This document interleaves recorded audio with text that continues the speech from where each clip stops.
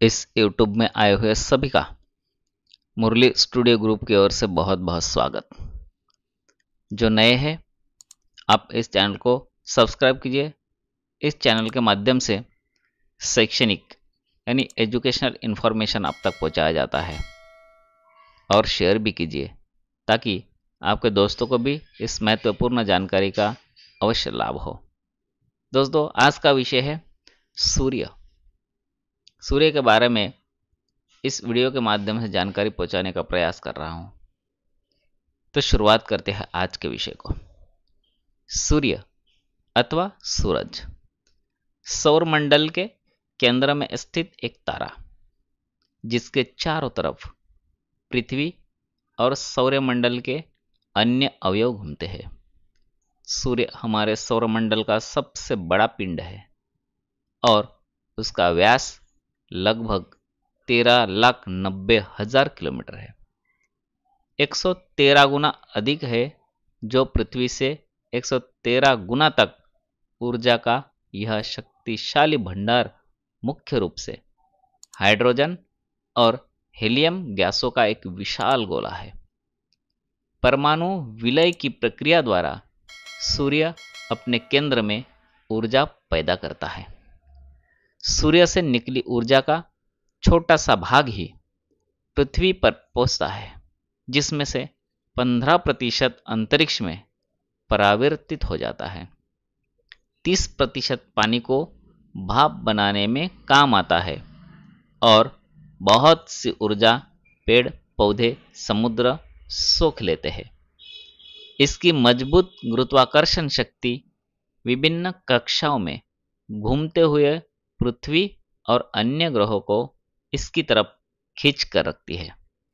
सूर्य से पृथ्वी की औसत दूरी लगभग 14,96,00,000 किलोमीटर या 9,29,60,000 मील है तथा सूर्य से पृथ्वी पर प्रकाश को आने में 8.3 मिनट का समय लगता है।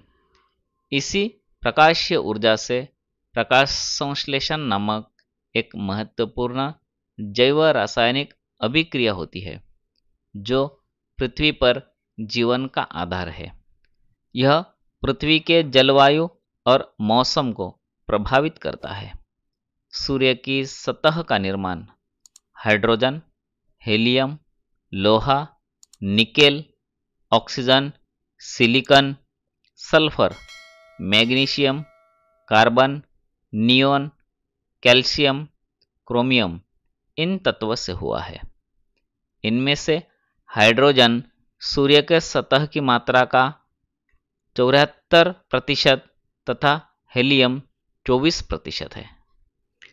इस जलते हुए गैसीय पिंड को दूरदर्शी यंत्र से देखने पर इसकी सतह पर छोटे बड़े धब्बे दिखलाई पड़ते हैं।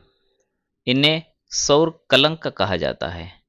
ये कलंक अपने स्थान से सरकते हुए दिखाई पड़ते हैं। इससे वैज्ञानिकों ने निष्कर्ष निकाला है कि सूर्य पूरब से पश्चिम की ओर 27 दिनों में अपने अक्ष पर एक परिक्रमा करता है।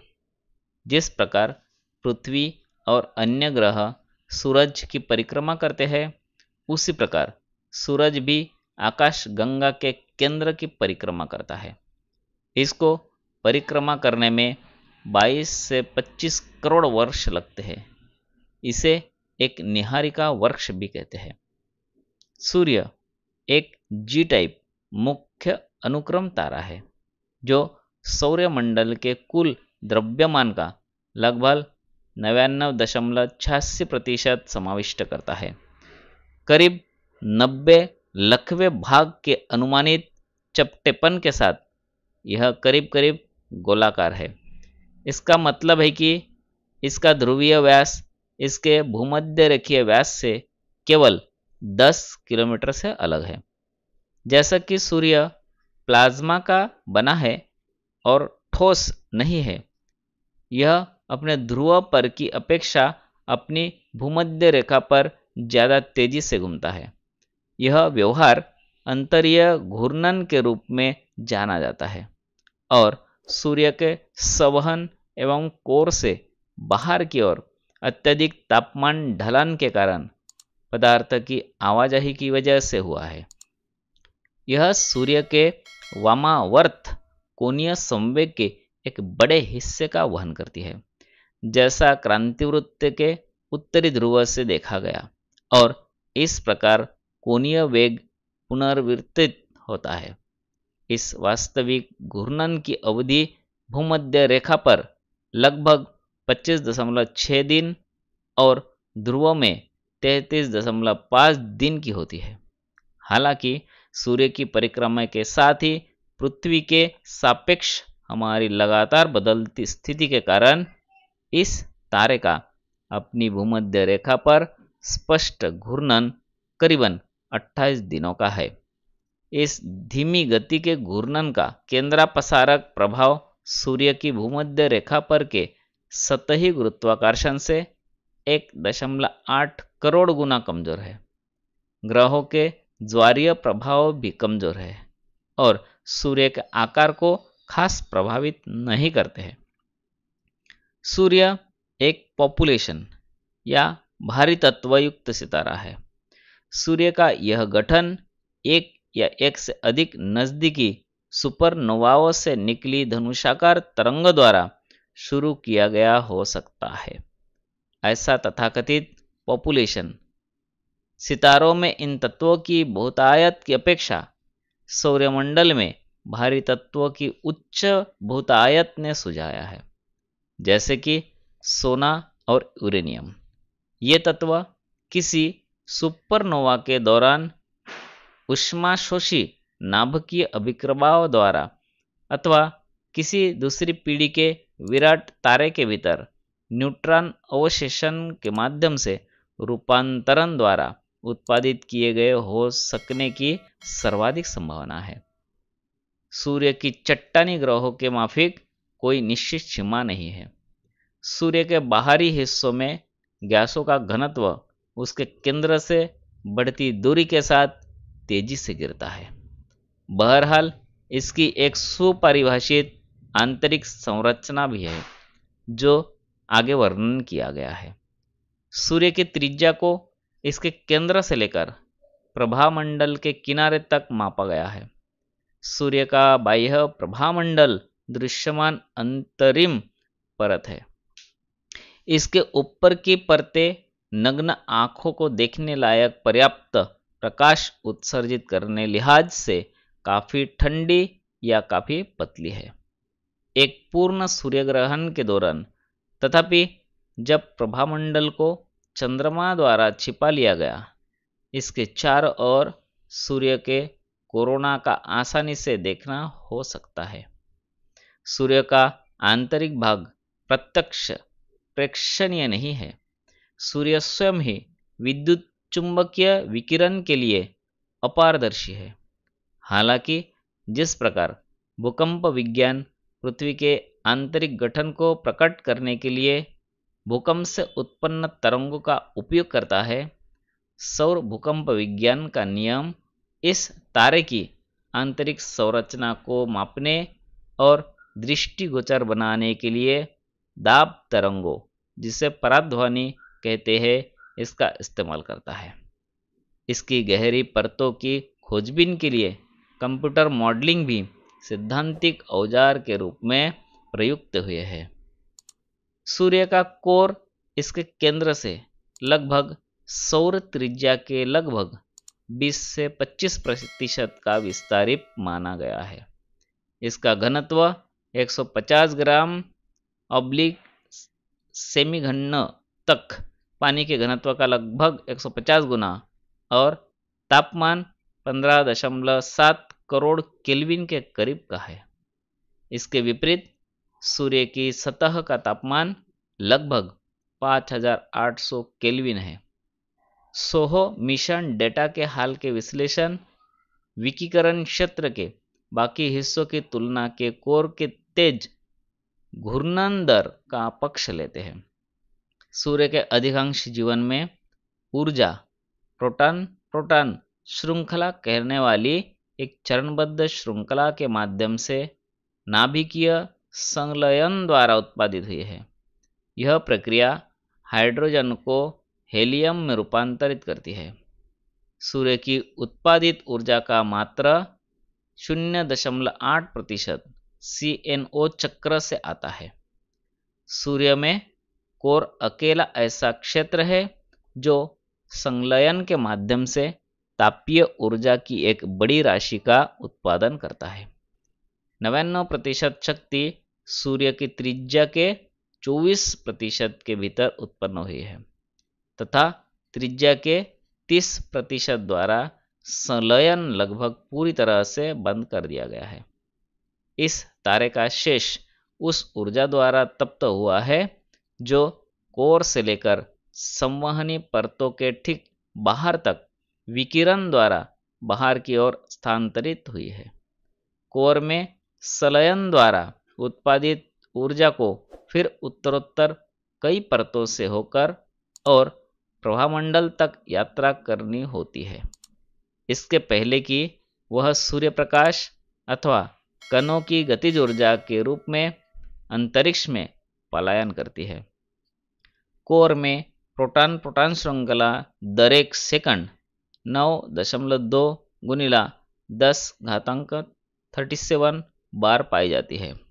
यह अभिक्रिया 4 मुक्त प्रोटॉनों हाइड्रोजन नाभिक का प्रयोग करती है। यह हर सेकंड करीब 3.7 गुणिला 10⁻38 प्रोटॉन को अल्फा कणों यानी हेलियम नाभिक में तब्दील करती है। सूर्य के कुल 8.9 गुणिला 10⁻56 मुक्त प्रोटॉनों में से यह लगभग 6 गुणिला 10⁻11 किलो प्रति सेकंड हाइड्रोजन से हेलियम संलयन के बाद हीलियम ऊर्जा के रूप में संलयित द्रव्यमान का लगभग 0.7% छोड़ती है। सूर्य 42.6 करोड़ मीट्रिक टन प्रति सेकंड की द्रव्यमान ऊर्जा रूपांतरण दर पर ऊर्जा छोड़ता है। 384.6 योटावैट या TNT मेगाटन प्रति सेकंड राशि ऊर्जा पैदा करने में नष्ट नहीं हुई है, बल्कि यह राशि बराबर की इतनी ही ऊर्जा में तब्दील हुई है तथा ढोकर उत्सर्जित होने के लिए दूर ले जा गई है, जैसा द्रव्यमान ऊर्जा तुल्यता अवधारणा का वर्णन हुआ है। कोर में संलयित से शक्ति का उत्पादन सौर केंद्र से दूरी के साथ बदलता रहता है। सूर्य के केंद्र पर सैद्धांतिक मॉडलों के आकलन में यह तकरीबन 276.5 वैट पर मीटर घन होना है। सूर्य आज सबसे अधिक स्थिर अवस्था में अपने जीवन के करीबन आधे रास्ते पर है।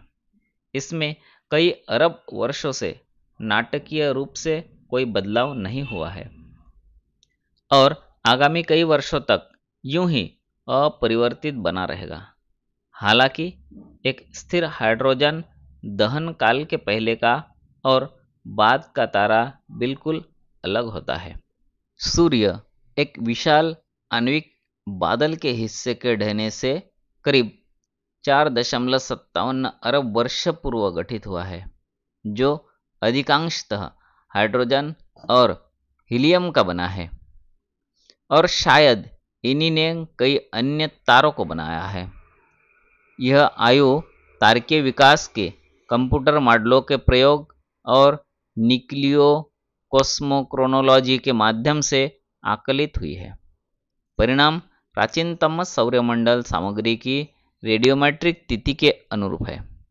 4.567 अरब वर्ष प्राचीन उल्कापातों के अध्ययन अल्पजीवी आइसोटोपों के स्थिर नाभिक के निशान दिखाते हैं, जैसे कि लौह 60 जो केवल विस्फोटित अल्पजीवी तारों में निर्मित होता है। यह इंगित करता है कि वह स्थान जहां पर सूर्य बना के नज़दीक एक या एक से ज़्यादा सुपरनोवा अवश्य पाए जाने चाहिए। किसी नज़दीकी सुपरनोवा से निकली आघात तरंग ने आणविक बादल के भीतर की गैसों को संपीड़ित कर सूर्य के निर्माण को शुरू किया होगा तथा कुछ क्षेत्र अपने स्वयं के गुरुत्वाकर्षण के अधीन ढहने से बने होंगे। जैसे ही बादल का कोई टुकड़ा ढहा, कोणीय गति के संरक्षण के कारण यह भी घूमना शुरू हुआ और बढ़ते दबाव के साथ गर्म होने लगा। बहुत बड़ी द्रव्य राशि केंद्र में केंद्रित हुई, जबकि शेष बाहर की ओर चपटकर एक डिस्क में तब्दील हुई, जिनमें ग्रह व अन्य सौरमंडलीय निकाय बने। बादल के कोर के भीतर के गुरुत्व व दाब ने अत्यधिक ऊष्मा उत्पन्न की, वैसे ही डिस्क के आसपास से और अधिक गैस जुड़ती गई, अंततः नाभिकीय संलयन को सक्रिय किया। इस प्रकार सूर्य का जन्म हुआ। सूर्य अपनी मुख्य अनुक्रम अवस्था से होता हुआ करीब आधी राह पर है, जिसके दरमियान नाभिकीय संलयन अभिक्रियाओं ने हाइड्रोजन को हीलियम में बदला। हर सेकंड सूर्य की कोर के भीतर 40 लाख टन से अधिक पदार्थ ऊर्जा में परिवर्तित हुआ है और न्यूट्रिनो व सौर विकिरण का निर्माण किया है। इस दर पर सूर्य अब तक करीब 100 पृथ्वी द्रव्यमान जितना पदार्थ ऊर्जा में परिवर्तित कर चुका है। सूर्य एक मुख्य अनुक्रम तारे के रूप में लगभग 10 अरब साल जितना खर्च करेगा। सूर्य के पास एक सुपरनोवा के रूप में विस्फोट के लिए पर्याप्त द्रव्यमान नहीं है, बावजूद यह एक लाल दानव चरण में प्रवेश करेगा। सूर्य का तकरीबन 5.4 अरब साल में एक लाल दानव बनने का पूर्वानुमान है। यह आकलन हुआ है कि सूर्य संभवतः पृथ्वी समेत सौरमंडल के आंतरिक ग्रहों की वर्तमान कक्षाओं को निगल जाने जितना बड़ा हो जाएगा। इससे पहले कि यह एक लाल दानव बनता है, सूर्य की चमक लगभग 2 गुनी हो जाएगी और पृथ्वी शुक्र जितना आज है उससे भी अधिक गर्म हो जाएगी। एक बार कोर हाइड्रोजन समाप्त हुई, सूर्य का उपदानव चरण में विस्तार होगा और करीब आधे अरब वर्ष उपरांत आकार में धीरे धीरे दोगुना जाएगा। उसके बाद यह आज की तुलना में 200 गुना बड़ा तथा दसियों हजार गुना और अधिक चमकदार होने तक आगामी करीब आधे अरब वर्षों से ज़्यादा तक और अधिक तेजी से फैलेगा। यह लाल दानव शाखा का वह चरण है जहां सूर्य करीब 1 अरब वर्ष बीत चुका होगा और अपने द्रव्यमान का 1/3 के आसपास गंवा चुका होगा। सूर्य के पास अब केवल कुछ लाख साल बचे हैं, पर वे बेहद प्रसंगपूर्ण है। प्रथम कोर हीलियम चौंध में प्रचंडतापूर्वक सुलगता है और सूर्य चमक के 50 गुने के साथ आज की तुलना में थोड़े कम तापमान के साथ अपने हाल के आकार से 10 गुने के आसपास तक वापस सिकुड़ जाता है। तो यह थी कुछ महत्वपूर्ण जानकारी सूर्य की उत्पत्ति कैसे हुई, निर्मिति कैसे हुई, इसके बारे में। अगर आपको अच्छा लगा तो मुरली स्टूडियो या शैक्षणिक यूट्यूब चैनल है, आप सब्सक्राइब कीजिए और दोस्तों को भी शेयर कीजिए ताकि इस महत्वपूर्ण जानकारी का लाभ अवश्य उठा पाए। तो चलिए अगला वीडियो के साथ मिलते हैं, सुंदर विषय लेकर आपके सामने हाजिर हो जाएंगे। तब तक आप सभी लोग सलामत रहिएगा, अच्छे रहिएगा, सुख शांति से रहिएगा और पढ़ाई करते रहिएगा। मिलते हैं। आप सभी को मेरा प्यार भरा नमस्कार।